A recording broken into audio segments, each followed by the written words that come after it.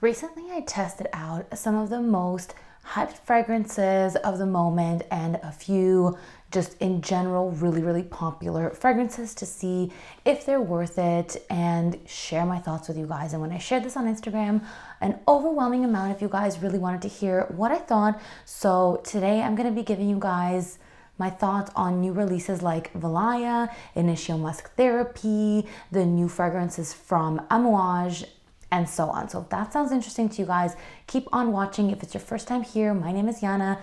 This is The Scented. Welcome, and let's jump into the fragrance fun. I picked up a bunch of these samples. I don't like that they're dabbers. Definitely hurts the process, but alas, that's all we have to work with.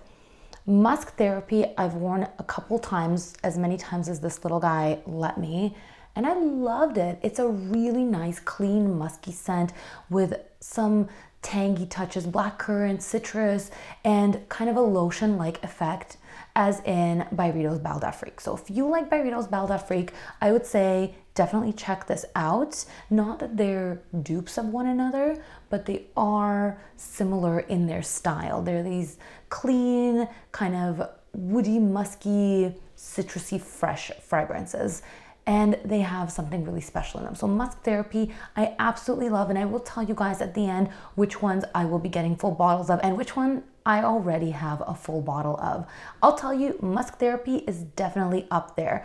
The only vice with this fragrance, and this could be the fault of the dabber, is that the performance was very poor. On my skin, I barely got 2 hours. So that's the only hindrance for me to be getting a full bottle, is just the performance was painfully low. But again, the amount that I apply with this dabber is a lot less than I would with a sprayer, so that could be the reason. Anyway, Musk Therapy is definitely a potential full bottle for me, and more than likely I will be getting a full bottle in the future. And I would highly recommend it to those of you who enjoy fragrances like Byredo Bal d'Afrique. Now let's get into the two new Amouage releases, Lineage and Guidance. I know a lot of you guys are probably the most interested in these. They've been receiving so many positive reviews lately, especially Guidance. And I'm here to tell you, yes, this fragrance is absolutely worth the hype. And the weird thing is, when I tried them both on paper, I hated them. I absolutely hated them. I thought they were weird and salty and smelled like a dirty ocean. But when you put them on skin, they're completely different. So they both do have this mineral salty quality about them. I'm gonna focus on Guidance first. This has a really nice pear note. The interpretation of frankincense in these fragrances is really unusual. The scent also has osmanthus, sandalwood, and vanilla, which do come out quite strong in the base. It is a woody, fruity, salty scent, very transportive to the seaside. And of the two, it was hard for me to choose a favorite. I liked them both a lot, but I noticed that they behave very differently, like depending on your skin chemistry that day. So Guidance would definitely be a full bottle worthy scent for me, especially for the summer. It also has a very unusual little bit of nuttiness, and when I looked at the notes, there was hazelnut, and it's like kind of milky, salty, very unusual, captivating scent. I love the bottle color too, so that is definitely a factor that is encouraging me to get that bottle. Lineage, I loved as well, and I loved this one the first time that I tried it, but the second time I tried it, it went so dank. I don't know what happened. And I actually like the color of this bottle more, so I kind of was hoping that this one would be the one for me.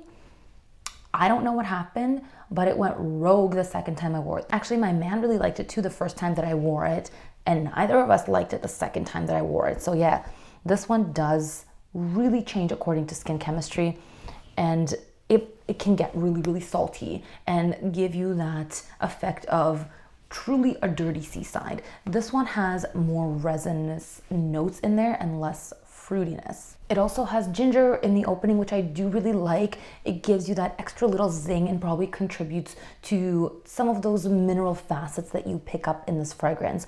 The notes on both of them don't really represent how the fragrances will smell. They are unusually salty and kind of have this seaside mineral effect. So had I not known some of the concept behind these fragrances, like I would have expected something completely different.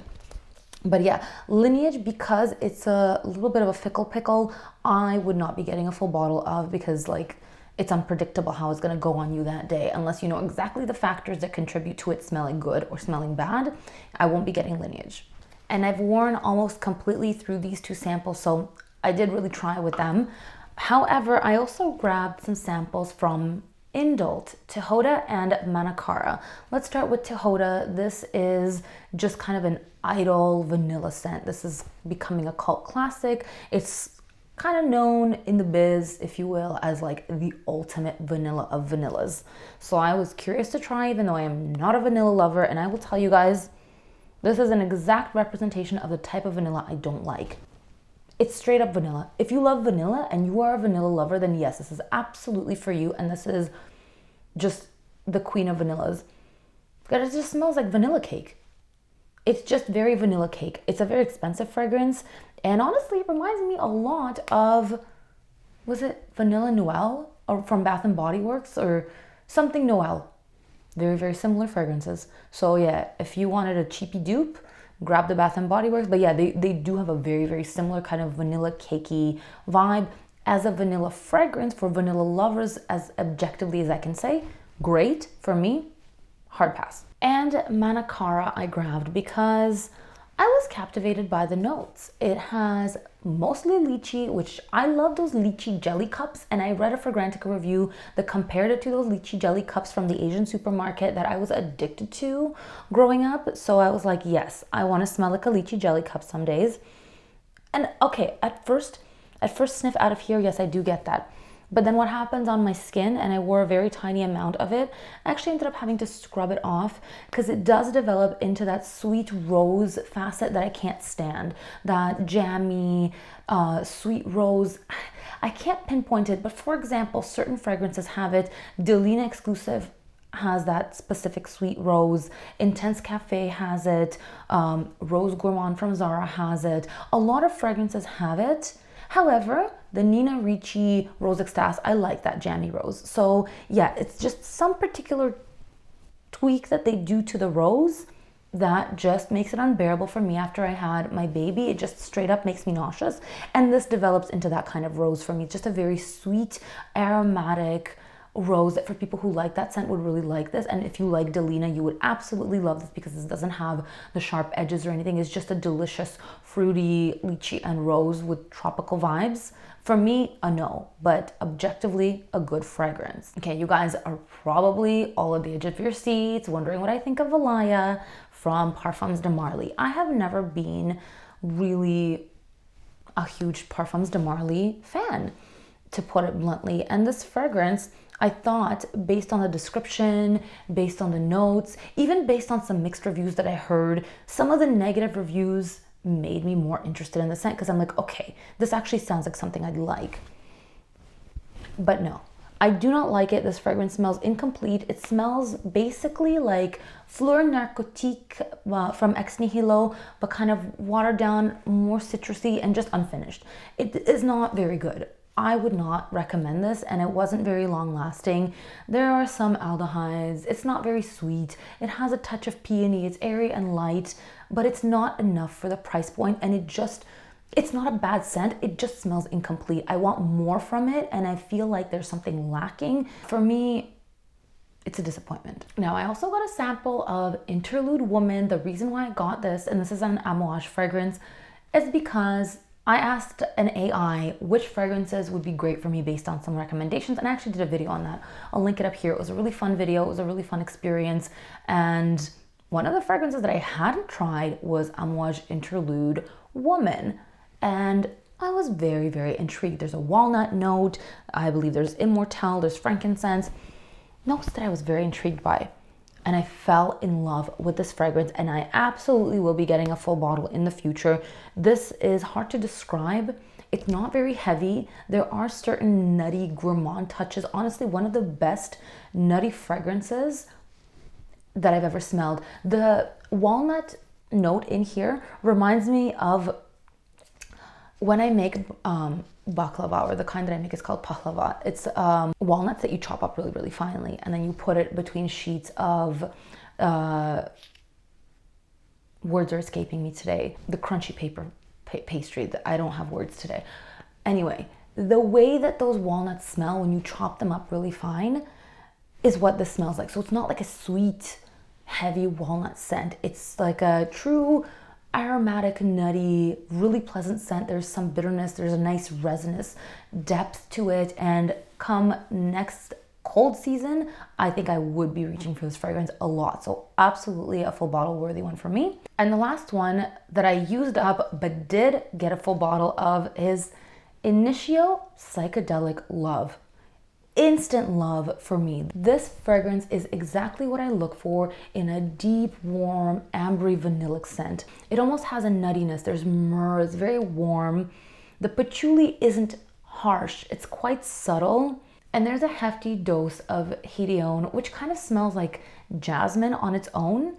And it just triggers those pleasure receptors in your brain, at least according to the description of this fragrance. A bergamot note is listed, I don't pick it up. A rose note is listed, I don't pick it up. This is a very warm, slightly powdery, amber vanilla, super cozy, deep resinous scent. This fragrance is actually available at So Avant-Garde along with other Initio fragrances, and you can save 20% on anything in their boutique with my code YANA20. It pairs really well with one of my favorite body products, the Spa du Maroc from Moroccan Oil. I have the body lotion, the body wash, and the hand cream, and these two pair really nicely together. This actually has somewhat of a similar vibe to this fragrance, and they pair perfectly as a body product and a fragrance. The longevity on this, by the way, is incredible. The scent trail is out of this world. I would give this fragrance a 10 out of 10. It is definitely my favorite from every single one that I sampled. I smelled the sample, I wore through it in 2 days, and I was like, I immediately need this, like immediately. So yeah, super happy to have it in my collection now, and I'm sure you guys are going to be seeing it a lot more videos. Let me know what some of your favorites are, either from the ones that I've mentioned or any other new release. And I hope you guys enjoyed this video. I'll see you next time. Thanks for watching. Bye.